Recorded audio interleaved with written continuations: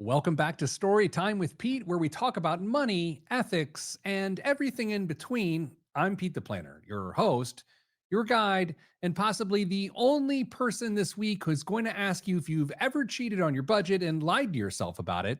Spoiler alert, of course you have. We all have. Today, we're diving into something that sounds as exciting as watching grass grow in a cemetery: financial ethics. But here's the thing: your financial ethics are the backbone of every money decision you make. They're not about what you want to do with your money, they're about what you should do with your money and whether you can live with the gap between those two things. So let's get introspective. I've got a few self evaluation questions for you to walk through. So this isn't about guilt or shame, it's about clarity. It's about holding up a mirror and saying, hey, am I the financially responsible adult I pretend to be at dinner parties? Let's start with something easy. Question number one: do you treat your money you didn't earn differently than the money you did earn? Let's say you get a bonus, a tax refund. Your grandma slips you a generous check just because. Does that money disappear faster than your paycheck ever would? Do you respect each dollar the same regardless of its source? If you're treating windfalls like monopoly money, you might have some work to do in the ethics department. These are going to get trickier as we go. Question number two: are you honest with yourself about your spending? This is a spicy one. Have you ever rounded down the price when recounting a purchase to your partner? Ever told yourself you needed something when deep down you know you just wanted it because it was cool and it was on sale and you had a 20% off coupon? Look, I'm not here to scold you. I'm just saying your bank account knows the truth and it doesn't care how cute those shoes are, but they are pretty cute. Do you benefit from someone else's financial exploitation and just look the other way? That's question number three. This one's uncomfortable, but ethics should be. If you buy dirt cheap stuff knowing full well it was probably made under terrible labor conditions, or if you benefit from a friend's Netflix password while lecturing your own kids about stealing, it's time to ask yourself where your line really is, not just where you say it is.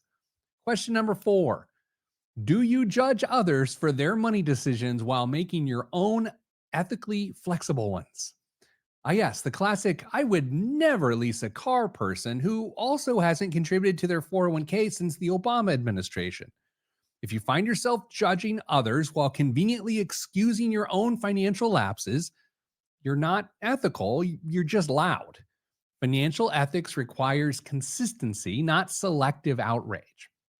Question number five: do you tip people fairly?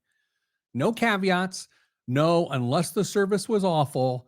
Do you tip fairly, knowing that many service workers are surviving on tips? Because ethics isn't just about what we do with our money, it's how we treat others with our money.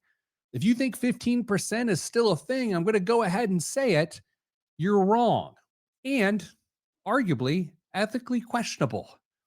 Question number six: this is the final one. Do you repay people on time and without being reminded? Financial integrity shows up in the small things. If your friend covered your lunch and you forgot to Venmo them 3 times, well, that says something. You either don't value their money as much as your own, or you're just careless. Either way, that's an ethics issue, not a whoops issue. Now, listen, I'm not here to be your conscience.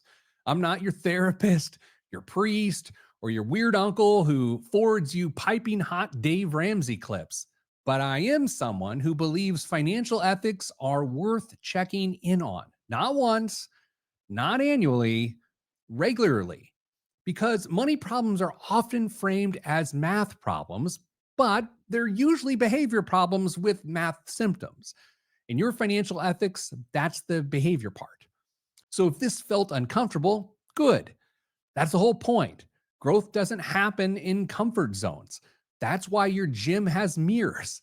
Same goes for your wallet. Until next time, this has been Storytime with Pete, where we believe financial stability starts with self awareness and sometimes ends with an awkward conversation about whether you're a financial hypocrite. Be kind, be ethical, and maybe go pay back that friend from lunch. We'll see you next time.